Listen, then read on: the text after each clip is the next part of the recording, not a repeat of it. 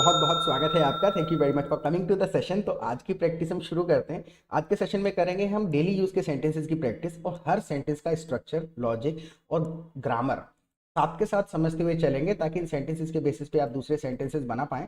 So I will be sharing my screen with you. Screen में आपके साथ में शेयर कर देता हूँ। प्रैक्टिस करने का बेस्ट तरीका बस यही है कि whatever you see on the screen in English you repeat every sentence after me loudly. जोर से बोल के प्रैक्टिस करिएगा जिससे प्रोनाउंसिएशन की आदत पड़ेगी और वर्ड ऑर्डर को बड़े ध्यान से देखना है। कौन सी सिचुएशन में कौन सा शब्द इस्तेमाल कर रहे हैं और उसका कौन सा फॉर्म यूज कर रहे हैं, सेकंड फॉर्म, थर्ड फॉर्म, या फिर किस तरीके से बोला जा रहा है। ऑलराइट, जब से वो उठी है बोलती ही जा रही है, जब से वो उठी है बोलती ही जा रही है। Ever since she woke up. Ever since का मतलब ही है जब से, एक स्टार्टिंग पॉइंट पे इंडिकेट कर रहे हैं हम उस समय से। Ever since she woke up she has been speaking non stop. She has been जब हमने यूज कर लिया तो हमने कंटिन्यूटी बता दी, पहले से कुछ है, क्या है? She has bin speaking non stop. Ever since she woke up she has bin speaking non stop. जब से उठी है बोलती ही जा रही है। Right, look at the next sentence. उसका लड़ाई करने का मन है।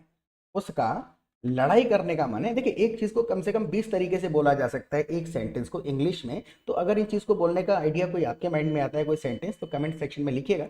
आपके सेंटेंसेस ठीक होंगे then I give you a like, और गलत होंगे तो हम उनको करेक्ट कर देंगे। ओके, तो उसका लड़ाई करने का मन है। She is in the mood to argue. एक ये तरीका है, शॉर्ट में कह दिया, she is in the mood to argue, she is in the mood to have a quarrel. She is in the mood to have a quarrel, या फिर she is in the mood to argue, argue करने के mood में है। Now, आज भी वही हुआ जो हर संडे को होता है। आज भी वही हुआ जो हर संडे को होता है। Today happened the same as what happens every Sunday. Today happened, आज हुआ, क्या हुआ? द सेम एज, वही हुआ, the same as what happens every Sunday. आज भी वही हुआ, today happened the same as what happens every Sunday. और हुआ क्या है? पूरा हफ्ता तो सुबह उठने में परेशानी होती है। पूरा हफ्ता सुबह उठने में परेशानी होती है। अब इस चीज को हमको कहना है, I struggle with waking up early the whole week. पूरा हफ्ता परेशानी होती है किस चीज में? आई स्ट्रगल, स्ट्रगल करता हूं किस चीज के साथ? With waking up early the whole week. दूसरे तरीके से कह सकते हैं, I struggle to wake up early. I struggle to कह देंगे तो wake up early the whole week, पूरा हफ्ता जल्दी उठने में परेशानी होती है। I struggle to wake up early the whole week, या फिर I struggle with waking up early the whole week. Right, look at the next sentence. लेकिन पता नहीं क्यों संडे को आंख कैसे खुल जाती है। लेकिन पता नहीं संडे को जल्दी आंख क्यों खुल जाती है, कैसे खुल जाती है। अब इन शब्दों के पीछे नहीं पढ़ना, सिचुएशन आपको बतानी है कि पता नहीं क्यों संडे को आंख खुल जाती है जल्दी। So don't know how I wake up so early on Sunday. Don't know why I wake up so early on Sunday. Even if I want to sleep I can't sleep longer. अगर ये कहें, don't know what makes me wake up so early on Sunday, even if I want to sleep I can't sleep any longer. सोना चाहूं तब भी नहीं सो पाता, even if I want to sleep I can't sleep any longer. Don't know how I wake up so early on Sunday. Now, आज आपका क्या प्लान है? Since it is Sunday today. अब देखिए ये वाला जो सिंस है, since it is Sunday today, आज आपका क्या प्लान है? ये वाले सिंस का मतलब है क्योंकि आज संडे है, because it is Sunday today, तो आज आपका क्या प्लान है? What's your plan for today? What is your plan for today? अब इसको दोनों सेंटेंसेस को अगर बोल दें, since it is Sunday today what is your plan for today, आज के लिए आपका क्या प्लान है? दूसरे तरीके से, आप अपना संडे कैसे बिताओगे? आप अपना संडे कैसे बिताओगे? How are you going to spend your Sunday? How will you spend your Sunday, ऐसे भी आप कह सकते हैं। या फिर how are you gonna spend your Sunday, going to को गोना कह देते हैं शॉर्ट फॉर्म में। How are you gonna spend your Sunday, आप अपना संडे कैसे बिताएंगे? Now look at the next sentence. हमारी तो आज दावत है। हमारी तो आज दावत है, बिल्कुल सिंपल कह देंगे आप, we have an invitation today. We have an invitation today, आज हमारी दावत है। और पता नहीं ये खड़े होके खाना खाने का सिस्टम किसने बनाया? अब इसी चीज को हमको इंग्लिश में कहना है, पता नहीं ये खड़े होके खाना खाने का सिस्टम किसने बनाया। तो don't know who made the system of eating while standing. Don't know who came up with the system of eating while standing. Who made the system, who came up with the system of eating while standing, दोनों तरीके से कह सकते हैं। Don't know who came up with the idea of eating while standing, तो एक चीज को कम से कम 100 तरीके से कहा जा सकता है, और उसको सीखने के लिए सबसे बेस्ट तरीका है कि आप कम्युनिटी को ज्वाइन करिए। You listen to the English as much as you can. जब आप अन्य लोगों को इंग्लिश बोलते हुए सुनेंगे, अपने अपने तरीके से लोग बोलते हैं, कोई बेसिक इंग्लिश बोलता है, कोई मॉडरेट बोलता है, कोई फ्रेजेस यूज करता है, कोई ईडियम यूज करता है, कोई ग्रामर फ्रीक होता है, बड़ी लिटिल ग्रामर यूज करता है, कोई हार्ड वोकेबलरी यूज करता है। तो हम हर किसी से कुछ ना कुछ सीखते हैं। वो कम्युनिटी आपको मिलेगी कहाँ? सबसे पहले तो आप हमारे चैनल को प्लीज सब्सक्राइब कर लीजिएगा अगर आपने अभी तक नहीं किया है तो, और आप हमारी लाइव क्लासेस अटेंड कर सकते हैं। लाइव क्लासेस में 2 फायदे होंगे आपको। एक तो हम आपको अपने ग्रुप में ऐड कर लेंगे, प्रैक्टिस ग्रुप में, जहां पर आप दूसरे पार्टिसिपेंट्स के साथ प्रैक्टिस कर सकते हैं, चैटिंग कर सकते हैं, फोन पे बात कर सकते हैं। ग्रुप में कॉन्वर्सेशन चलते रहते हैं, अपने अपने तरीके से लोग सेंटेंसेस बनाते हैं, कुछ ना कुछ डिस्कस कर रहे होते हैं। तो वहां पर आपको पूरे दिन एक माहौल मिल जाएगा जहां आप इंग्लिश के माहौल में समय बिता सकते हैं, प्रैक्टिस कर सकते हैं, सीख सकते हैं और सिखा सकते हैं।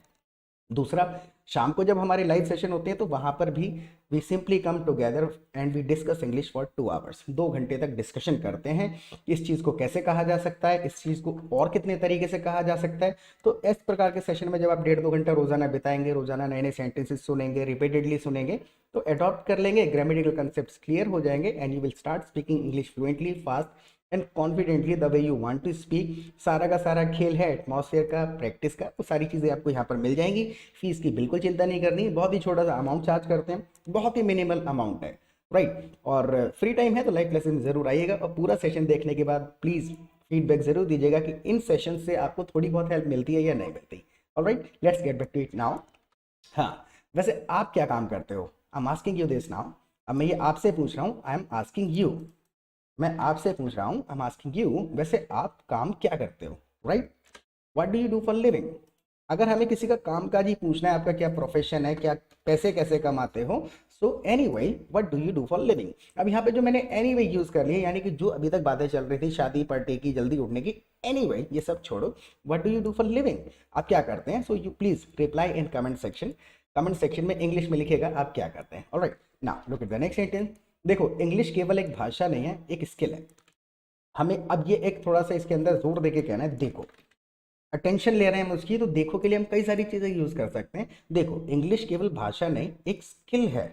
तो एक तो हम कह सकते हैं लिसन, ट्रांसलेशन नहीं करना है, या फिर हम कह सकते हैं लोग, बातचीत में भी हम कह सकते हैं लोग, भले हम दिखा नहीं रहे हैं उसको, तब भी हम कह सकते हैं लोग। ये भी कह सकते हैं आप see, English is not just a language, it's a skill. English is not just a language, it's a skill. ये एक स्किल है, इसे सीखना मुश्किल थोड़ी है। English is not just a language, it's a skill, और इसे सीखना मुश्किल थोड़ी है। अब हमें ये वाला जो एक्सप्रेशन आ जाता है, ये करना मुश्किल थोड़े ही है। अब ये जबरदस्ती के इन चीज़ों की अगर हम ट्रांसलेशन ढूंढते हैं, और अटकते भी हम यहीं पर हैं कि हमें हर चीज़ का ट्रांसलेशन चाहिए, वो होता नहीं है। तो हमें तरीका सीखना है कि इस चीज़ को कहेंगे कैसे इंग्लिश में। So, and it is really not so difficult to learn, right? English is not just a language, it's a skill, and it's really not so difficult to learn. इसको सीखना बहुत ज़्यादा मुश्किल नहीं है। It's really not so difficult to learn. It's very easy to learn English. सीखना कैसे है? इसको आपको केवल 1 घंटा रोज देना है। आपको इसको केवल 1 घंटा रोज देना है। अब हम किसकी बात कर रहे हैं? आपको इंग्लिश को 1 घंटा रोज देना है। So all you need to do is give it an hour daily. आपको केवल इतना करना है, all you need to do is, क्या करना है आपको? All you need to do is give it an hour daily. इसको रोजाना, एन मतलब 1 है, गिव इट 1 आवर डेली भी आप कह सकते हैं। All you need to do is give it an hour daily, इसको रोजाना 1 घंटा देना है। और करना क्या है? सबसे ज्यादा जरूरी है शब्दों को बोलना। सबसे ज्यादा जरूरी है शब्दों को बोलना। आप इसको बोल के देखिए, अगर आप किसी को बता रहे हैं इस चीज के बारे में, आप इस चीज को कैसे कहेंगे इंग्लिश में? मैं, चलिए मैं इसको ट्रांसलेट करता हूं। मैं आपको अगला एक क्वेश्चन दूंगा, you will have to reply, right. और सबसे ज्यादा जरूरी है शब्दों को बोलना, जरूरी है। द मोस्ट इंपॉर्टेंट थिंग, सबसे ज्यादा जरूरी, the most important thing is to pronounce the word. एक तरीका ये है, the most important thing is, क्या है most important thing? To pronounce the word, शब्दों को प्रोनाउंस करना। अगर मैं कहूं सबसे ज्यादा जरूरी चीज है आप शब्दों को बोलें, the most important thing is that you pronounce the word, right. The most important thing is that you pronounce the word, और यहां पर the most important thing is to pronounce the word, right. जब मैंने आपको कहा you, तो to हटा देंगे। The most important thing is that you pronounce the word, आप प्रोनाउंस करें। आपके साथ ऐसा होता होगा कि बात करते समय आपको शब्द याद नहीं आते। अगर ये चीजें, अब इसमें हम क्या कर रहे हैं, इसमें अंदाजा लगा रहे हैं आपके साथ ऐसा होता होगा कि बात करते समय आपको शब्द याद नहीं आते, राइट। अब इसमें हमको अंदाजा लगाना है। You must have noticed, you must have जब हम कह रहे हैं आपके साथ ऐसा अंदाजा लगाने के लिए हम यूज करते हैं, इसको हम ऐसे भी कह सकते हैं you might have noticed, you might have realised, you must have realised, और भी इस तरीके से घुमा फिरा सकते हैं इसको। You must have noticed that when you talk, जब आप बात करते हैं when you talk you can't remember the words.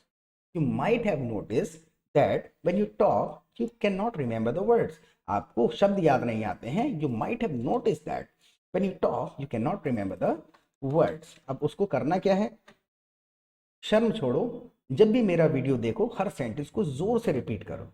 अब हमको किसी को कहना है शर्म छोड़ो, राइट, शर्म छोड़ो, जब भी मेरा वीडियो देखो हर सेंटेंस को जोर से रिपीट करो। तो लीव द शाइनेस बिहाइंड, शर्म छोड़ दो, leave the shyness behind. Behind का मतलब पीछे, और शब्दों का ट्रांसलेशन नहीं करना, इसको ऐसी एक्सप्रेशन है कि किसी चीज को छोड़ दो तो लीव इट बिहाइंड, या फिर इतना भी कह सकते हैं leave the shyness, leave your shyness behind, शर्म को छोड़ दो। या फिर ऐसे कह सकते हैं overcome your shyness, overcome your shyness यानी कि शर्म को ही छोड़ो, वही चीजें सेम है। Overcome your shyness whenever you watching my video, repeat every sentence loudly. Leave your shyness behind. Whenever you're watching my video, repeat every sentence loudly. Her sentence को जोर से बोल के रिपीट करो, right. Look at the next sentence. मेरा विश्वास करो जब आप एक बार सेंटेंस को 2 बार रिपीट कर चुके होंगे, मेरा विश्वास करो जब आप एक सेंटेंस को 2 बार रिपीट कर लोगे। अब देखिए ये एक्सप्रेशन है, इसमें कंफ्यूजन कहाँ पैदा हो जाते हैं कि पास्ट टेंस है, कर चुका हूँगा, फ्यूचर में करूँगा, पहले करूँगा। यहाँ पर हम क्या कहने की कोशिश कर रहे हैं, जब आप पहले ही रिपीट कर चुके होंगे यानी कि आपने एक प्रैक्टिस कर ली होगी, राइट। सो इस चीज़ को कहेंगे कैसे, ट्रस्ट मी, मेरा विश्वास करो, trust me when you have repeated a sentence twice. इसको इस तरीके से कहेंगे, जब आप एक सेंटेंस रिपीट कर चुके होंगे तो आपको सेंटेंस याद आ जाएंगे या फिर याद हो जाएंगे। Trust me when you have repeated a sentence twice you will remember it, right. तो आप 2 बार इसको रिपीट करके देखिए, दोनों को समझने की कोशिश करिएगा। वो समझाने वाला वैसे है नहीं, बहुत आसान है। तो इस चीज को ऐसे बोला जाता है, when you have repeated a sentence twice you will remember it, आपको याद हो जाएगा। Now look at the next sentence. आपके बच्चे लव मैरिज करेंगे या अरेंज, आपके बच्चे लव मैरिज करेंगे या अरेंज। हमको अगर अपने किसी रिश्ते नाते में किसी से पूछना है कि आपके बच्चे लव मैरिज करेंगे या arrange, will your children have a love marriage और arranged one, will your children have a love marriage और अरेंज्ड वन। आपके बच्चे लव मैरिज, मतलब मैरिज को हम हैव करते हैं, so will your children have a love marriage और arranged one, right. Look at the next sentence. एक बात का जवाब दो, पहले के जमाने में लव मैरिज को बुरा क्यों माना जाता था। तो हमको यही पूछना है, पहले के जमाने में यानी कि इन ओल्ड डेज, राइट। एक बात का जवाब दो, पहले के जमाने में लव मैरिज को बुरा क्यों माना जाता था। Tell me one thing, tell me this, दोनों तरीके से कह सकते हैं। Tell me one thing, why was love marriage considered bad in old days. बिल्कुल सिंपल तरीके से, tell me one thing, why was love marriage considered bad in old days, right. तो इस सेशन के बारे में प्लीज आप फीडबैक जरूर दीजिएगा कि इन सेशन से थोड़ा बहुत आपको वर्ड ऑर्डर स्ट्रक्चर समझ में आता है या नहीं आता, क्योंकि आपका फीडबैक बहुत ही ज़्यादा प्रेशियस है, बहुत ज़्यादा यूजफुल है हमारे लिए। I will be waiting for your comments, और प्रैक्टिस करते रहें। फिर मिलेंगे एक नए सेशन के साथ। Till then bye.